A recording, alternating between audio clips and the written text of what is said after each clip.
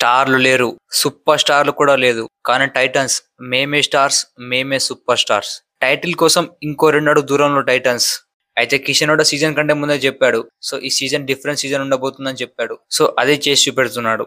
అయితే Telugu Titans play offs వస్తే ఎలా ఉంటుందో చూపించారు. బట్ కిషన్ కూడా మాత్రం ఈ మ్యాచ్ చాలా ఎమోషనల్ గా ఫీల్ అయ్యాడు. ఎందుకంటే టైటన్స్ 4 సంవత్సరాల తర్వాత మళ్ళీ ప్లే ఆఫ్స్ వెళ్ళింది. అలాగే ఈ మ్యాచ్ చూసుకున్నా కూడా నువ్వనేనట్టు సాగింది. So finally so Titans qualify 2కి అడుగు పెడుతుంది. So Telugu Titans Patna pirates పైన ఒక మంచి విక్టరీ సాధించింది. అలాగే పూణేతో జరిగే మ్యాచ్ లో భరతుడా ఎన్ని రెడ్ పాయింట్స్ సాధిస్తాడో కామెంట్ చేయండి. అలాగే టైటన్స్ ఫ్యాన్స్ ఈ వీడియోకి ఒక లైక్ కొట్టండి. ఎనివే ఈ మ్యాచ్ చూసుకుంటే పట్నా పైరేట్స్ కూడా మంచి ఫైట్ బ్యాక్ ఇచ్చింది. సో అందుకే ఈ మ్యాచ్ ఇంతగానం అయిపోయింది. అయితే ఎనివే ఈ మ్యాచ్ చూసుకుంటే ముందుగా పట్నా పైరేట్స్ ఫుల్ డామినేట్ చేసింది. అయితే తెలుగు టైటన్స్ ఎప్పుడైతే ఫస్ట్ ఆల్ అవుట్ అయిపోయిందో దాని తర్వాత స్టార్ట్ అయింది. సో అసలైన కథ ఆ ట్రేడింగ్ లో భరత్, డిఫెన్స్ లో శుభన్ షిండే.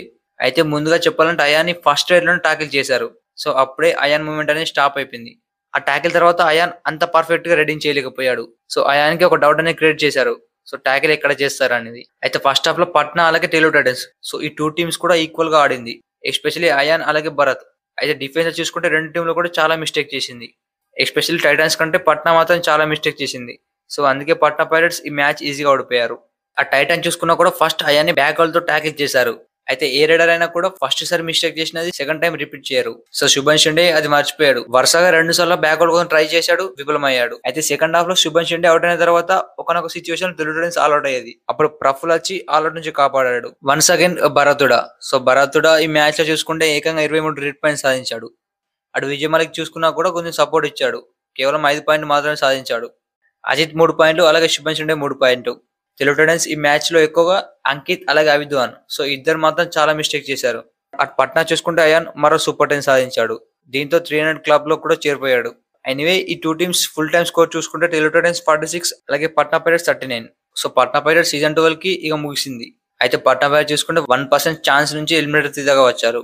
అయితే పట్నా పైరేట్స్ చూసుకుంటే రియల్లీ యాడ్స్ ఆఫ్. అయితే పట్నా పైరేట్స్ చూసుకుంటే ఎక్కడ కూడా గేమ్ ని ఇవ్వలేదు, లాస్ట్ సెకండ్ దాకా కూడా పోరాడారు. అయితే మ్యాచ్ అయిపోయిన తర్వాత ఇంటర్వ్యూలో ఏమన్నారంటే కిషన్ కూడా నెక్స్ట్ మ్యాచ్ పునేపల్లితో ఉంటుంది. సో మీ ప్లాన్స్ ఎలా ఉంటాయని అడిగితే పునేరే ఉండని లేకపోతే ఏటమైన ఉండని. సో ప్రతి మ్యాచ్ కూడా డోడ్ అయ్యి, సో ఓవర్లోడ్ పైన కూడా ఇంటికి వెళ్లాల్సిందే. సో మేము 100% ఇస్తాం. గెలిచేది ఓడేది ఆ దేవుడి పైనే ఉంది. మా ప్రయత్నం మేము చేస్తాం. సో మిగిలింది ఆ దేవుడు చూసుకుంటాడు. అయితే టైటాన్స్ కి ముందుంది ఒక పెద్ద సవాల్. అయితే ఈ మ్యాచ్ లో ఎవరు గెలిస్తే వాళ్ళకి ఫైనల్ కి వెళ్తారు. కానీ అక్కడ ఉంది పునేపల్టన్. పునేరు పైన గెలిచుడు అంత ఈజీ ఉండదు. బట్ టైటాన్స్ ఈ మ్యాచ్ గెలిచిన తర్వాత మంచి కాన్ఫిడెన్స్ బూస్ట్ అవుతుంది. అలాగే పునేరు చూసుకుంటే లాస్ట్ మ్యాచ్ ఓడిపోయి వస్తున్నారు. బట్ ఇది ప్లే ఆఫ్స్, సో ఏ టీం ని కూడా ఈజీగా తీసుకోవద్దు. అయితే పునేపల్టన్ లాస్ట్ మ్యాచ్ ఓడిపోయినా కూడా టై బ్రేకర్ దాకా వెళ్లారు. సో పునేపల్టన్ ఇక్కడ కూడా గేమ్ ని ఇచ్చే అవకాశం లేదు.